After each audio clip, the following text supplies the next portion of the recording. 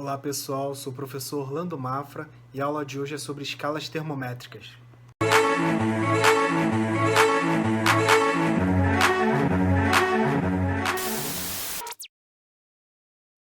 Calor é uma energia térmica que está em movimento. Ela flui espontaneamente de um corpo de maior temperatura para um corpo de menor temperatura, tá? Sem você fazer nada, é espontâneo isso. Temperatura está relacionada com o grau de agitação molecular. Temperatura não é energia. Ela está associada ao grau de agitação das moléculas. Tá? Energia é calor, mas é uma energia que está em movimento. Então é errado você falar estou com calor, porque calor é uma energia que está em trânsito de um corpo de maior temperatura para uma menor temperatura espontaneamente. Agora pensa comigo, professor, se é errado eu falar estou com calor, eu recebi calor, o que acontece? Existe uma frase de Lavoisier que disse nada se perde, nada se cria, apenas se transforma. Né? Então, essa energia que você recebeu foi transformada em outra forma de energia. Esse calor recebido, essa energia térmica, foi transformada em outra forma de energia. Se a gente pensar bem, se a gente receber muito calor, a temperatura do nosso corpo vai aumentar. Se a temperatura está associada ao grau de agitação molecular, quer dizer que quando você recebe calor, essa energia é transformada em outra forma de energia. Energia térmica sendo transformada em energia mecânica. As moléculas do seu corpo vão começar a se agitar mais e com isso a temperatura do seu corpo vai aumentar. Então há uma transformação, por exemplo, de energia térmica em energia cinética. Lembra que na aula de mecânica você aprende energia cinética que está associada ao movimento de uma partícula? Então as moléculas do seu corpo, quanto maior for a agitação molecular, maior a energia cinética associada a elas. Então, quando o seu corpo recebe calor, essa energia térmica é transformada em energia cinética, as moléculas do seu corpo começam a se agitar mais e a temperatura do seu corpo aumenta, porque o grau de agitação molecular aumentou. Equilíbrio térmico. Quando dois ou mais sistemas físicos estão com a mesma temperatura, dizemos que eles estão em equilíbrio térmico. Né? Quando você tem dois corpos com a mesma temperatura, os dois estão em equilíbrio térmico. Quando você coloca dois corpos com temperaturas diferentes, isolados, o com maior temperatura vai cedendo calor para o corpo de menor temperatura até eles entrarem no equilíbrio térmico, uma temperatura final de mesmo valor numérico. Tudo bem? A lei zero da termodinâmica diz que se dois corpos estão em equilíbrio térmico com um terceiro, então eles estão em equilíbrio térmico entre si, todos estão em equilíbrio térmico. A temperatura do corpo A, B e C são iguais. Essa é a lei zero da termodinâmica, que fala sobre equilíbrio térmico. Observação. A troca de calor não necessariamente ocorre através de contato. Isso vai ficar melhor explicado quando eu falar sobre propagação do calor. Instrumentos de medida, pessoal. Vou fazer uma pergunta para vocês. Como podemos avaliar se um corpo está quente ou frio? Provavelmente você deve ter respondido com as mãos, certo? Mas veja que as nossas mãos são péssimas para medir a temperatura, pois as sensações dos nossos corpos são subjetivas, pessoal. Ou seja, dependendo da temperatura da nossa mão, teremos uma sensação de que um objeto está mais frio ou mais quente do que realmente ele possa estar. Tá, vamos pensar mais um pouco. Você já reparou que a água da piscina ela fica mais quente quando está chovendo? Isso ocorre porque na chuva a temperatura da nossa pele diminui um pouco. E ao entrar em contato com a água, que normalmente vai estar em uma temperatura um pouco maior ou igual ao nosso corpo, temos a sensação de que a água esquentou. Então na chuva, a nossa pele tende a ficar com uma temperatura um pouquinho menor. Né? Então a sensação que você vai ter ao entrar na piscina é diferente para alguém que esteja com uma temperatura corporal, uma temperatura na pele maior. Ok? Então, vamos pensar em outro caso. Quando a gente vai verificar a febre de uma pessoa, a gente coloca a mão, né? Isso é medida subjetiva, pessoal. Para entender melhor, pense em uma pessoa que tenha acabado de colocar as mãos em uma forma com muito gelo e vai medir a temperatura corporal de outra. Tendo colocado as mãos na forma de gelo, elas estarão geladas. Né? E assim, ao medir a temperatura corporal, a pessoa terá a sensação de que o corpo está muito mais quente do que realmente poderia estar. Então preste atenção, pessoal. Vamos imaginar duas pessoas.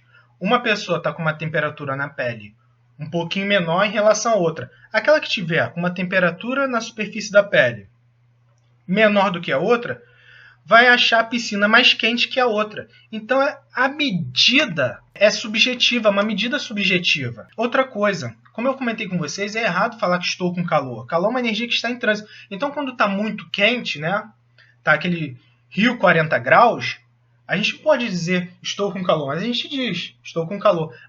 O certo cientificamente é falar estou recebendo muito calor, está quente. A mãe de vocês já deve ter falado, fecha a porta para o frio não entrar. Na verdade, não é o frio que entra ou o frio que sai. É o calor que sai ou o calor que entra, tá bom, pessoal? Termômetro. Então, medir temperatura com as nossas mãos é muito subjetivo. A gente precisa de um dispositivo que nos forneça valores objetivos, coerentes de temperatura. Esse dispositivo é o termômetro. A gente tem o termômetro digital e o termômetro de mercúrio. Então, estão representados aí nessas figuras aí para vocês. Pessoal, temos 3 escalas termométricas que são muito utilizadas no mundo. A primeira é de Celsius, que a gente utiliza aqui no Brasil. A escala de Celsius ela tem 100 divisões, né? Ela vai de 0 a 100 para 2 pontos fixos, para o ponto que a água congela e para o ponto que a água passa do estado líquido para o gasoso, ponto vapor. Então a água passa do estado líquido para o sólido, solidifica a 0 graus Celsius. E a água passa do estado líquido para o gasoso a 100 graus Celsius, lembrando lá da mudança de estado físico. Pessoal, a escala de Fahrenheit apresenta 180 divisões iguais entre os 2 pontos que eu citei acima. Então, a escala Celsius vai de 0 a 100, a de Fahrenheit vai de 32 a 212 em relação à água, o ponto de gelo e ponto de vapor. A escala de Kelvin apresenta 100 divisões entre esses 2 pontos, né, 273 a 373. Tá bom? E a escala de Kelvin a gente não fala graus Kelvin, a gente diz Kelvin. Para essas 3 escalas a gente pode encontrar uma relação de conversão. Por quê?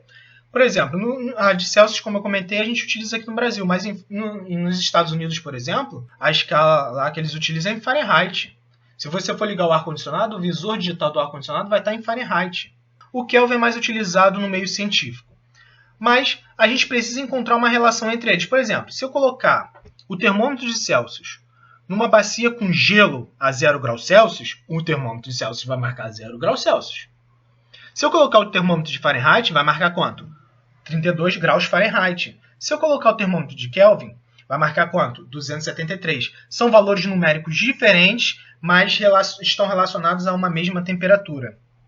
Se eu colocar o termômetro de Celsius para a água passando do estado líquido para o gasoso, o termômetro de Celsius vai marcar 100 graus Celsius. Se eu colocar o de Fahrenheit, vai marcar 212 graus Fahrenheit. Se eu colocar o de Kelvin, vai marcar 373 kelvins. São valores numéricos diferentes, mas estão relacionados a uma mesma temperatura. Se eu quiser saber 20 graus Celsius, como eu faria? Aqui a gente costuma colocar o ar-condicionado a 20 graus Celsius. Mas se a gente estivesse lá em Orlando e a gente quisesse ligar o ar-condicionado, lá o visor está em Fahrenheit. Eu precisaria converter 20 graus Celsius para Fahrenheit. Saber qual é o valor numérico em Fahrenheit que está relacionado à mesma temperatura de 20 graus Celsius. Primeira coisa, usar a proporção. Tc menos 0 sobre 100 menos 0 é igual a Tf menos 32 sobre 212 menos 32, que é igual a Tk menos 273 sobre 373 menos 273. Temos isso aí, ó. Tc menos 0 sobre 100 menos 0 é igual a Tf menos 32 sobre 212 menos 32, Tk menos 273 sobre 373 menos 273. Se vocês perceberem aqui, podemos simplificar essas equações aqui na segunda linha por 20. Divido 100 por 20 dá 5. 180 por 20, 9. 100 dividido por 20, 5. Então eu chego a essa equação aqui embaixo, que relaciona as 3 escalas termométricas. Então, se eu quero saber, né, quanto é que é 20 graus Celsius em Fahrenheit, vou usar essa região aqui, ó, vou usar essas duas equações. No lugar do TC, que é a temperatura em Celsius, coloco 20. 20 dividido por 5, aqui dá 4. Esse 9 vem para cá multiplicando. 9 vezes 4, 36. Esse menos 32 jogo para lá somando, vai dar 36 mais 32, 68 graus Fahrenheit. O valor numérico em Fahrenheit, que está relacionado à mesma temperatura de 20 graus Celsius, é de 68 graus Fahrenheit. Se eu estiver em Orlando e estiver muito quente, eu quiser ligar o ar-condicionado e quiser uma sensação de temperatura de 20 graus Celsius, eu tenho que colocar lá no termômetro, no ar-condicionado, 68 graus Fahrenheit. Pessoal, zero absoluto. Zero absoluto é o menor valor de temperatura que a gente consegue atingir. Esse menor valor de temperatura que a gente consegue atingir é o 0 Kelvin, equivalente a menos 273 graus Celsius, aproximadamente. A essa temperatura, as partículas estão praticamente paradas, já não tem energia. Por exemplo, quando um corpo vai cedendo calor, as moléculas do seu corpo, desse corpo, vão se agitando cada vez menos, não é isso? Vai perdendo calor e sua temperatura vai diminuindo. Chega um momento que estão praticamente paradas, ok? Esse é o chamado zero absoluto. Variação de temperatura, pessoal. Podemos relacionar variações de temperatura na escala Celsius, Kelvin, Fahrenheit. Então é isso, pessoal. Um abraço.